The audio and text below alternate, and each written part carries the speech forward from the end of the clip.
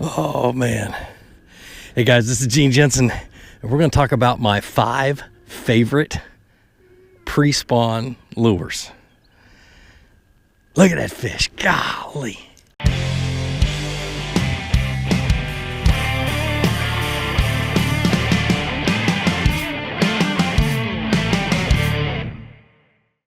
I have hooked into a biggin.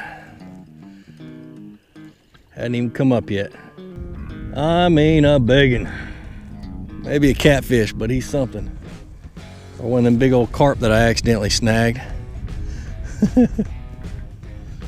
I just want my crankbait back if that's the case. Coming up.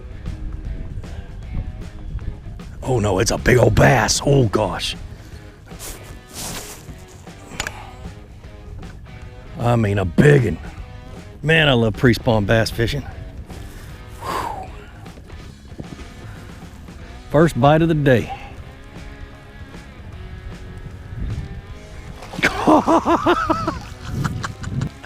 Oh man.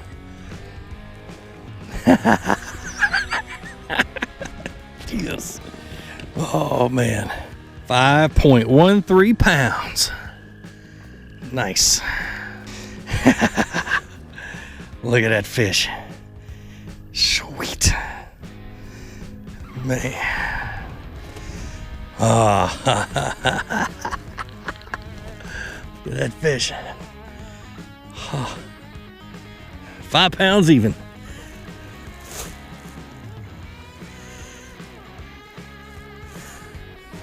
So this is my favorite time of the year. The bass are moving up. They're heading back towards the back of the pockets to spawn and the backs of the creeks, and they are feeding up as they're traveling, and they're not picky. They will eat just about anything.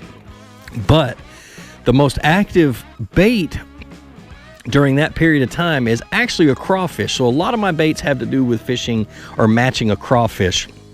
Also matching a bluegill. Those bluegill are going to turn around and start feeding on bass eggs when they start spawning. So those bass will eat the snot out of bluegill on the way up. But basically anything that gets by them within their strike zone, they're going to bite. So let's talk about number 1. All right, number 1. The one thing I always have in the boat this time of the year, my number 1 confidence bait is a lipless crankbait. Now I'm going to put videos. If I have a video about how to fish these lures this time of the year, which I have most of these covered, I'm going to put it right up wherever that eye pops up over here on your screen. But this is a Strike King Red Eye Shad. It's your standard one. They also come in 1-knockers, but I've got a standard one on here. A blast, absolutely a blast to fish this time of the year. The bass kill it. If you're fishing it with a start and stop deal and they're on that, they're going to take it all the way deep. You're not going to lose a whole lot of fish. I always keep a few in the box, a few different brands, a few different sounds. This is a Booyah 1-knocker, used to be a Excalibur 1-knocker. And so it's got a good little knocking sound. I've got one that I just picked up from Profound Outdoors. Azuma, I think that's what it's called. It's also a 1-knocker. Boy, that's going to catch a lot of fishermen right there. I wonder if it'll catch any fish. I'm trying that one out today. But like I said, I always try to keep a good selection of lipless crankbaits in the box. They are, sometimes the bass want it one way, sometimes they want another, sometimes they want better sound or less sound. So it just all depends. So I always have a few to be able to switch out in between. Number 2. The one I use a ton, and I have it tied onto the end of this rod, is a Chatterbait. This is a Project Z Chatterbait. It is the only one I use. I absolutely have fallen in love with this Chatterbait, but I use it because you can get it down to the bottom, you can keep in contact with the bottom, and it comes through grass really well. And this time of the year, especially here in the south, you got a little bit of grass on the bottom, and it can foul up a lipless crankbait or foul up a square bill. And so I like to be able to fish that grass really good. So I throw it out, let it sink to the bottom, and I reel it really slow, trying to bounce it or hit the bottom or hit the grass as much as I possibly can. And they annihilate it. I'll have several different colors. I like a black and blue. I like a bluegill pattern, and then the other one I have on my rod is a green pumpkin. Always use a trailer. My favorite trailer this time of the year is one that typically I'll put a paddle tail on there. Let me put this down so it doesn't fall out of my lap. Okay, Typically I'll put a paddle tail on there, but this time of the year I don't want a lot of vibration, a lot of action out of that tail. I just want a little bit. So I've got on here a Strike King blade minnow, which is excellent. Just got a little bit of a shimmy. It's made for chatterbaits, so I tend to use that one a lot. I love black blades. I used to color them with a Sharpie before chatterbait started anodizing them black. So that's a chatterbait. So the next one is one that I might lose some friends over. It is a Bomber Flat A in this color, another crawfish color, and just working the banks. It's a pain in the butt to cast. It's a wooden bait or a balsa wood bait. It doesn't have any counterbalance, has a little bit of a rattle in it, but it's tough to cast. I'm trying it on several different lures or several different rods today to try to figure out which one would be best to cast it, just because it's so light that it doesn't load up very well. But once you figure out how to get it out there without backlashing, it is a dynamite. I mean, it'll catch them when these other baits cannot, and that's why I always fish it and always have it in there. I can't explain why, but dynamite this time of the year. I'll put it on a medium moderate action rod. Had a lot of flex into it, and more flex the easier it is to cast. I might even put it on a spinning rod if it's really tough, but it's worth the trouble to be able to fish it, and because it just flat catches fish. The next one, I've got it on a rod, and I've only got one, but I have been fishing this one for years and caught a ton of fish this time of the year on it, and it's perhaps my favorite crankbait this time of the year. Well, I know it is.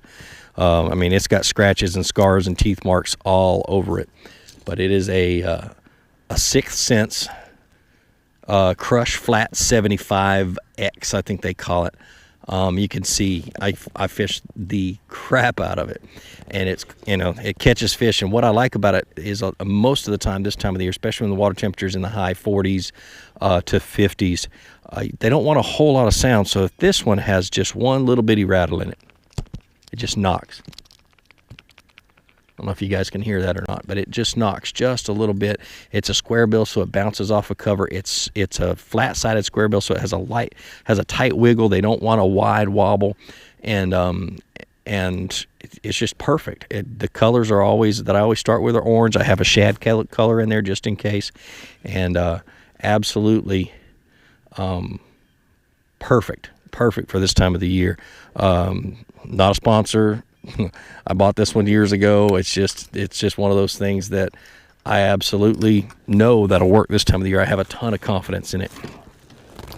The next one, and probably last but not least, but I haven't been counting. Nope, I got two more. Is the next one would be a jig. A jig, like I said, they're fishing. They're going around, swimming around, eating crawfish. So a jig is an excellent imitation of a crawfish.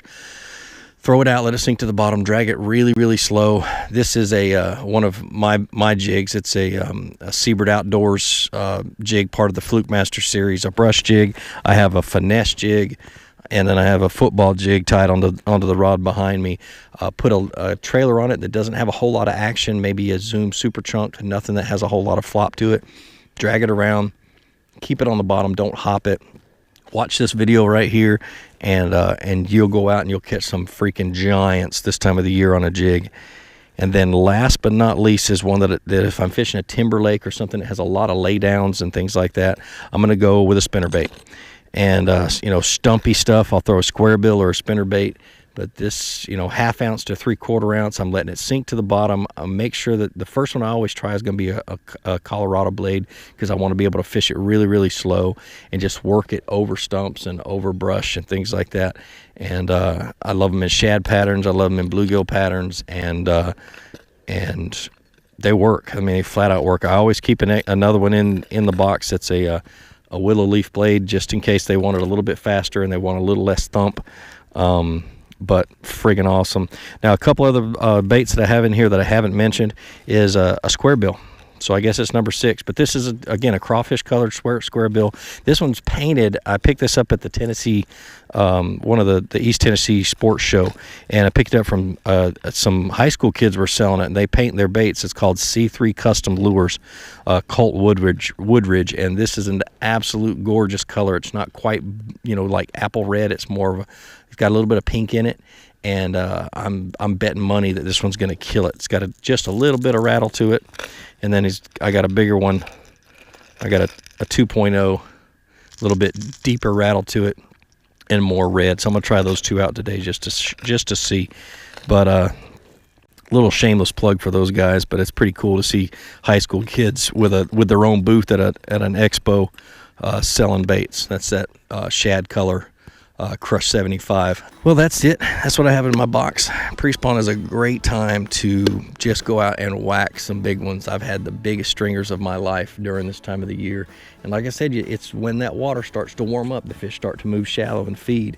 And so you really just grab some moving baits and bounce it off a cover and work the bottom and work creek bends where ditches and creeks bend and work that outside edge.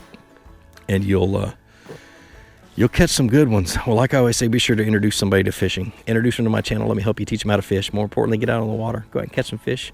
Have a great day.